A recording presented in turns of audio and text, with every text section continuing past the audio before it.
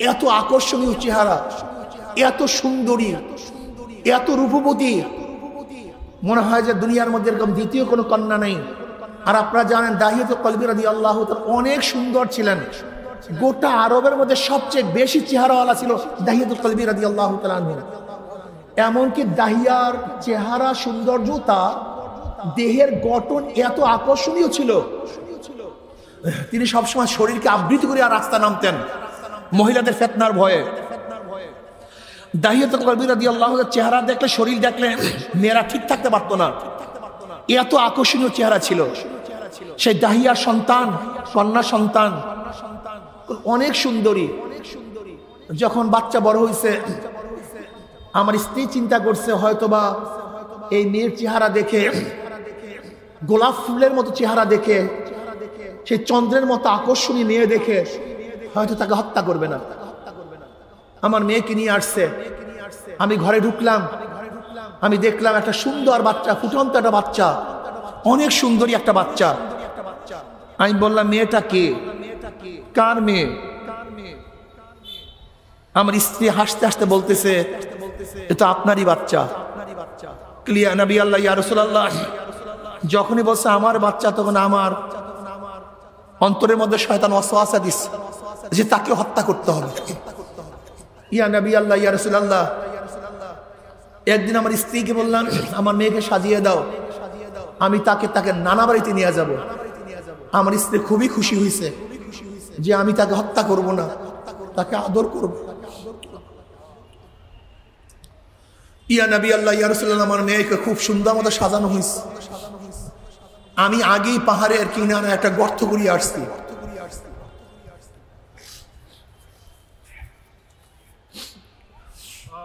আমার মেয়েকে সাজাইয়া দিছে, আমি মেয়েকে নিয়ে রওনা করলাম। মেয়ে আমার পিছনে পিছনে হাঁটে। আমি যখন পাহাড়ের পথ ধরলাম, যেহেতু মেয়ে একটু বড়, সে বলছে আব্বু কোথায় যাও, এ তো নানামারির পথ না, নানামারি পথ তো অন্যদিকে। আমি তাকে বললাম তুই কয়টা পথ চিনোস, এই দিক দিয়েও নানামারি যাওয়া যায়। কলিয়া নবী আল্লাহ ইয়া রাসূলুল্লাহ, আমি তাকে নিয়ে আস্তে আস্তে যখন পাহাড়ের কিনারে গেলাম, ওই আমার মেয়ে দূর থেকে যখন এই গর্ত দেখছে, সে বুঝতে পারছে আমাকে হত্যা করবে।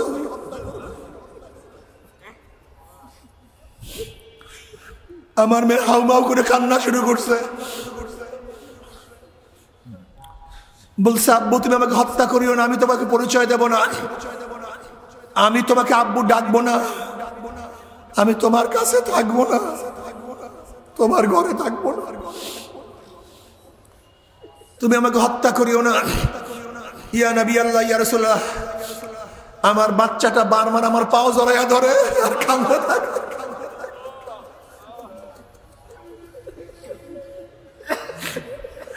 ইয়া নবী আল্লাহ ইয়া রাসূলুল্লাহ, আমি কত খারাপ ছিলাম, কসব পাষণ্ড ছিলাম। ইয়া নবী আল্লাহ ইয়া রাসূলুল্লাহ, আল্লাহ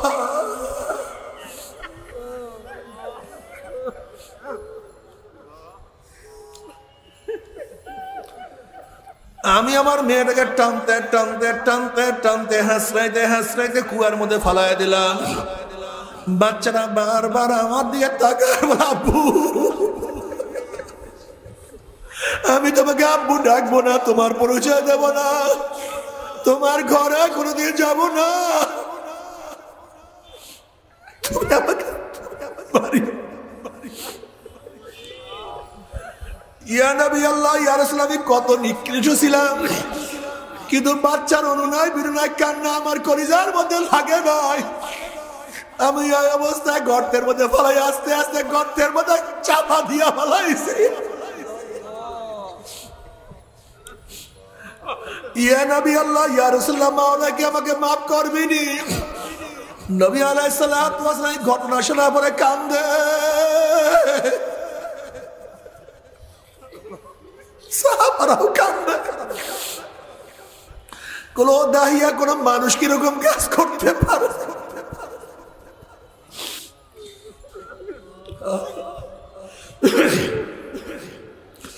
ও দাহিয়া কোন মানুষ কিরকম করতে পারে? দাহিয়া রে, তওবা করো, ঈমান আনো, মাওলার কাছে মাফ চাও। আমার মাওলা রহমান, আমার মাওলা রহিম, আমার মাওলা গফফার। ও দাহিয়া, আমরা যতই গুনাহ করি আমার মাওলার রহমতের চেয়ে বেশি গুনাহ করতে পারবো না। আমরা যতই অন্যায় করি মাওলার মাগফিরাতের চেয়ে বেশি অন্যায় করতে পারবো না। দাহিয়ারে তওবা কর, খালেস তওবা কর, আমার মাওলা মাফ করিয়া দিবে। এ আমার যুবক বাবারা, আমার মুরব্বী বাবারা, আমার পর্দালা মা বোনেরা, নবী রাসূলগণ ও মানুষদেরকে মানুষ বানাবার জন্য দুনিয়াতে আসছেন। এ তো অনেক আগের ঘটনা। এই মাজলিসের মধ্যে খোঁজ করিয়া দেখো, এক সময় একদল মানুষ এত খারাপ ছিল, গাঁজার কলকি নিয়ে বসা থাকতো, মদের পিয়ালা নিয়ে থাকতো, আল্লাহ, চুরি ডাকাতির মধ্যে লিপ্ত থাকতো। আজকে তারা আল্লাহর ওলি হয়ে গেছে।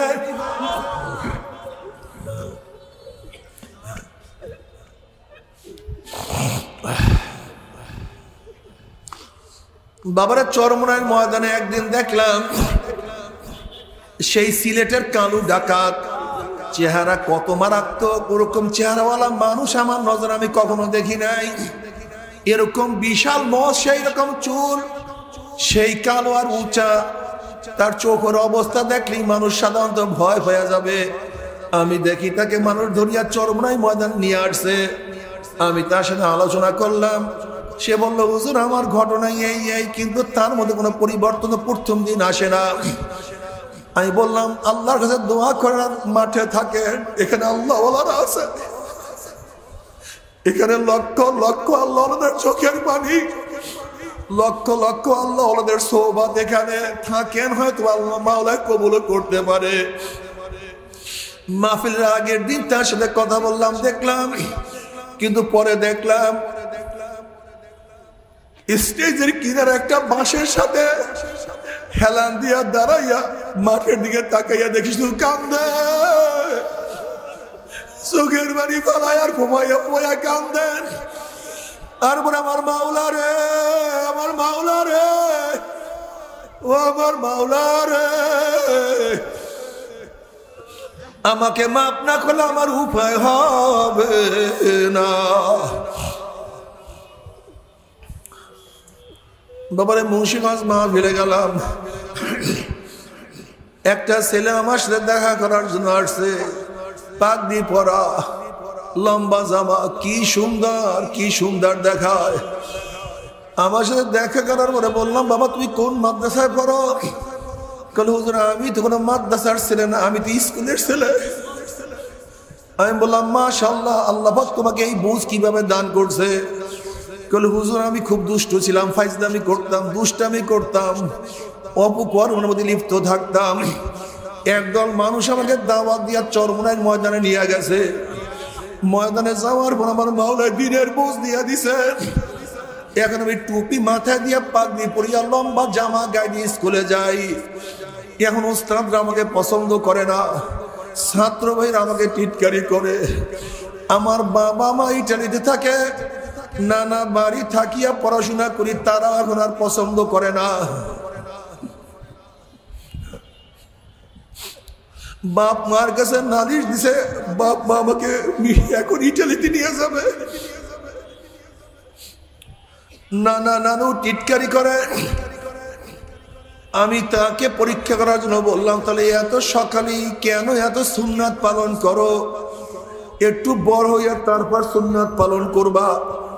অমনি ছেলে দুই চোখের পানি ফালাইয়া দিয়া বলে, হুজুর আমি বাবা ছাড়তে পারবো, মা ছাড়তে পারবো, নানা ছাড়তে পারবো, নানু ছাড়তে পারবো, আমি ঘর বাড়ি সব ছাড়তে পারবো, আমার নবীর সুন্নাত আমি ছাড়তে পারবো না।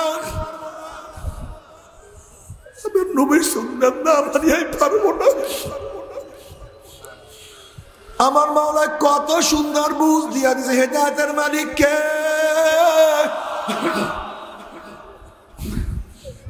আমার মাওলা ছাড়া কেউ কাউকে হেদায়েত দিতে পারে না। আল্লাহ আল্লাহ তুই আমাদের সবাইকে হেদায়েত দিয়া দাও, হেদায়েতের মালা পরায়া দাও।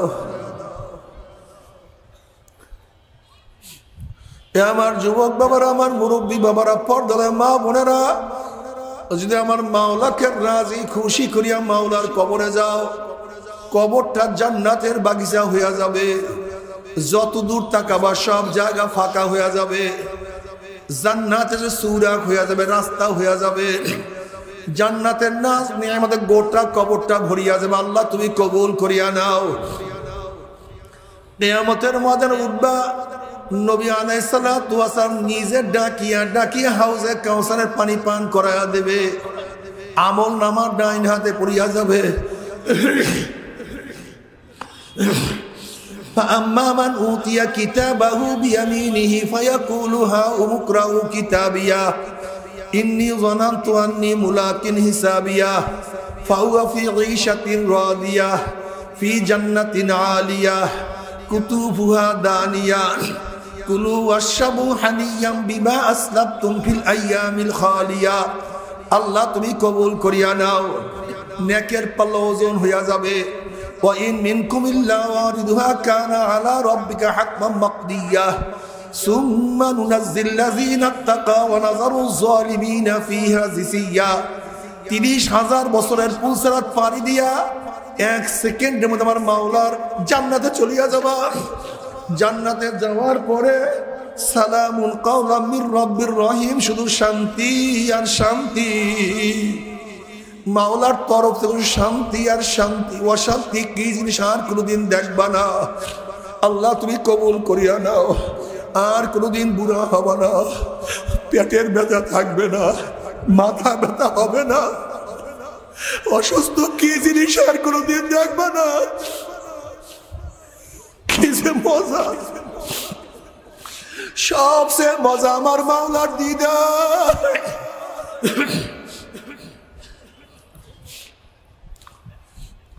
আমার মাওলার দিদার যখন লাভ করবা,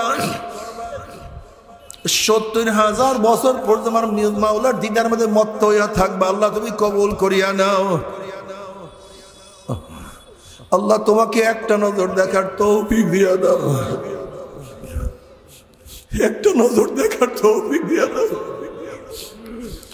নবী আলাইহিস সালাতু ওয়াস সালাম ফরমান, মান আহাব্বা লিকা আল্লাহ আহাব্বাল্লাহু লিকাহু ওমান কারিহা লিকা আল্লাহ কারিহাল্লাহু লিকাহু। যারা আমার মাওলার সাথে সাক্ষাৎ করাকে পছন্দ করে, আমার মাওলা তাদের সাথে সাক্ষাৎ দেওয়ার জন্য অপেক্ষায় আছে। আর যারা আমার মাওলার সাথে সাক্ষাৎ করতে চায় না, ওই কপাল পোড়ার সাথে আমার মাওলা সাক্ষাৎ দিবে না। আল্লাহ আল্লাহ তুমি কবুল করিয়া নাও। ও আমার বেনামাজি বাবারা, ও মদখোর গাঁজাখোর ইয়াবাখোরের দলেরা, ও আমার বেপর্দা মা ও বোনেরা, যারা সারাদিন দুনিয়া দুনিয়া করতে করতে জীবনটাকে ধ্বংস করিয়া ফেলাইছো। 40 অতিক্রম করছো, দাড়ি চুল পাকাইয়া সাদা বানায়া ফেলাইছ। কেউ তো কবরের কিনারায় কিনারায় ঘোরাফেরা শুরু করছো। আল্লাহ না করুক, আল্লাহ না করুক, আল্লাহ না করুক। যদি তওবা না করিয়া গুনাহ খাতা মাফ না করাইয়া মাওলার কবরে যাও, ওই কবর তো আর কবর থাকবে না। কোন কোন নাফরমানের কবরের দুই পাশের মাটি এত জোরে চাপ মারবে, চাপে চলে এক পাজরে হাঁটি আর এক পাজরে লাগাইয়া ফেলাইবে। বাবার সহ্য করতে পারবি? আযাব তো কেউ সহ্য করতে পারবো না। বাবার আযাবুল কবরে হকুল, কবর আযাব সত্য, কোনো সন্দেহ নাই। এই কবরের মধ্যে হাজার হাজার বছর থাকতে হবে। এ বেয়াকুব, তুমি কেন খবর রাখো না? কেন চিন্তা করো না? কত মানুষ এই কবর ধ্বংস করিয়া ফেলেছে, চিহ্ন রাখে নাই। কত মানুষকে মাটির সাথে মিশাইয়া ফেলাইছে, খবর নাই। কত দিমাগী মানুষকে ধ্বংস করিয়া ফেলাইছে। কত রাজা বাদশাকে নিশ্চিহ্ন করিয়া ফেলাইছে।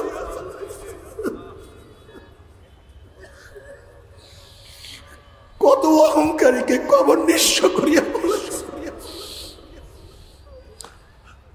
অহংকার করিও না।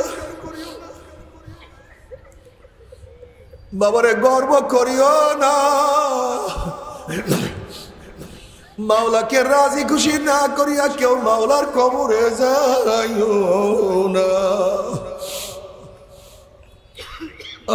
আল্লাহ তুই আমাদের সবাইকে মাফ করিয়া দাও, আল্লাহ সবাইকে ক্ষমা করিয়া দাও।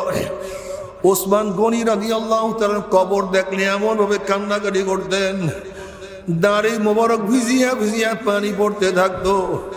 সাথীরা প্রশ্ন করে, হযরত আপনি কবর দেখলে এত বেশি কেন কান্নাকাটি করেন? বললেন, হে আমার সাথীরা, আখিরাতের যতগুলি ঘাঁটি আছে এর মধ্যে প্রথম ঘাঁটি এই কবর। এই কবর যার সাথে ভালো ব্যবহার করবে আশা করা যায় পরবর্তী ঘাঁটিগুলি তার সাথে ভালোই ব্যবহার হবে। আর কবর যদি কারোর সাথে খারাপ ব্যবহার শুরু করিয়া দেয় আর তো উপায় হবে না। আল্লাহ তওবা করার তৌফিক দিয়া দাও। এরপরে কিয়ামতের ময়দান খুবই মারাত্মক। তুমি কি জানো কিয়ামতের অবস্থাটা কি? নবী আলাইহিস সালাতু ওয়াস সালাম ফরমান, কিয়ামতের ময়দানে সমস্ত মানুষ উলঙ্গ অবস্থায় উঠবে। আম্মা জান আয়েশা সিদ্দিকা রাদিয়াল্লাহু তাআলা ফরমান, ইয়া নবী আল্লাহ, আমরাও কি উলঙ্গ অবস্থায় উঠবো নাকি? কল হ্যাঁ আয়েশা, তোমরা উলঙ্গ অবস্থায় উঠবা। আম্মা জান বলেন, লক্ষ লক্ষ কোটি কোটি মানুষের সামনে উলঙ্গ অবস্থায় লজ্জা লাগবে না? আমাদের কি খারাপ লাগবে না, লজ্জা লাগবে না? নবী আলাইহিস সালাতু ওয়াস সালাম বলেন, আয়েশা রে, কিয়ামতের অবস্থা এত মারাত্মক, এত কঠিন, এত ভয়াবহ। কিয়ামতের ময়দান উঠার পরে সমস্ত মানুষের চোখ উপরের দিকে উঠিয়া যাইবে, কোনো মানুষ নিচের দিকে চক্ষু নামাইতে পারবে না। ওয়াকুলু ইব্রাহিম খলিলুল্লাহি নাফসি নাফসি, মূসা কালিমুল্লাহি নাফসি নাফসি।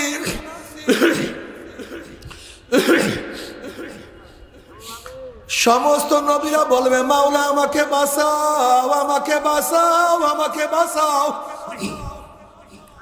সমস্ত নবীরা নিজেদের স্ত্রীর কথা ভুলিয়া যাবে, সমস্ত নবীরা তার সন্তানের কথা ভুলিয়া যাবে, সমস্ত নবীরা তার উম্মতের কথা ভুলিয়া যাবে। শুধু জনাবে মুহাম্মদ রাসূলুল্লাহ সাল্লাল্লাহু আলাইহি ওয়াসাল্লাম শুধু কানবে আর বলবে, রব্বি হাবলি উম্মতি, রব্বি হাবলি উম্মতি, রব্বি হাবলি উম্মতি। মাওলা আমার উম্মতের উপায় কি, আমার উম্মতের উপায় কি, আমার উম্মতের উপায় কি? এ নেমো খারাপের দলেরা, যে আল্লাহর হাবিব কঠিন মুহূর্তে তোমাকে আমাকে ভুলবে না, তোমাকে আমাকে নিয়ে ব্যস্ত চিন্তিত হয়ে যাবেন, সে আল্লাহর হাবিবের সুন্নাত কেন মানো না? সে আল্লাহর হাবিবের দল কেন করো না? সে আল্লাহর হাবিবের নীতি আদর্শ পালনের কেন চেষ্টা করো না? সে আল্লাহর হাবিবকে কেন নেতা মানো না? তোমার চেয়ে আমার চেয়ে বড় কপাল পোড়া নেমো খারাপ বদনসিবার কেউ হইতে পারে না। আল্লাহ, আল্লাহ তুমি আমাদের সবাইকে মাফ করিয়া দাও। তুমি কি নবী আলাইহিস সালাতু ওয়াস সালামের হাদিস দেখো নাই? আল মারউ মা মান আহাব্বা ওয়া লাহু মা কাতাসাবা। দুনিয়াতে যে যাকে মোহাব্বত করবে, যে যাকে নেতা মানবে, কিয়ামতের ময়দানে সে তার সাথী হয়ে যাবে। অন্য রওয়ায়াতের মধ্যে নবী আলাইহিস সালাতু ওয়াস সালাম ফরমান, মান তাশাব্বাহা বিকওমিন ফাহুয়া মিনহুম। যার সাথে যার মোহাব্বত তার সাথে তার কিয়ামত। আল্লাহ নবীর সাথে হাসর নাসর করিও, নবীর সুপারিশ পাই সেই ব্যবস্থা করিয়া দিও। নবী আলাইহিস সালাতু ওয়াস সালাম কানবার বলবে, মাওলা হে, ওই জাহান্নাম যেইভাবে আসতে আছে, যদি এই জাহান্নাম আমার উম্মতকে খাইয়া ফেলায়, আমি তোমার ইজ্জত ও জালালের কসম খেয়া বলতে আছে, আমি কিন্তু তোমার নবীর জান্নাতে ঢুকবো না। নবী আলাইহিস সালাতু ওয়াস সালাম দোয়া কবুল করিয়া আল্লাহ পাক বলবে, যাও জিবরাইল আমার হাবিবের কাছে এই পানি টুকু নিয়ে দিয়ে আসো। নবী আলাইহিস সালাতু ওয়াস সালাম যখন ওই পানি জাহান্নামের গায়ে ছিটা মারবে, জাহান্নাম পিছনে সরিয়া যাবে। আল্লাহর হাবিব বলবেন, মাওলা রে, যে জাহান্নামকে লক্ষ লক্ষ ফেরেশতারা ধরিয়া রাখতে পারে না, ই আবার কোন কুদরতি পানি, কোন আশ্চর্য পানি, যেই পানি মারার সাথে সাথে জাহান্নাম পিছনে সরিয়া গেল। আল্লাহ পাক ডাক দিলেন, হাবিব গো, এই পানি কোন আশ্চর্য পানি না, কোনো কুদরতি পানি না, এই পানি হলো তোমার গুনাহগার উম্মতের চোখের পানি। ও আমার যুবক বাবারা, ও আমার মুরব্বী বাবারা, ও আমার পর্দার মা বোনেরা, আজকে পরীক্ষায় ফেল করলে চোখের মধ্যে পানি আসে, আজকে দুনিয়ার লস খেলে চোখের মধ্যে পানি আসে, আজকে দুনিয়ার মামলায় পড়লে চোখের মধ্যে পানি আসে। আর আখিরাতের 5টা মামলা যে পড়িয়া গেলাম, ওই মৌয়াতের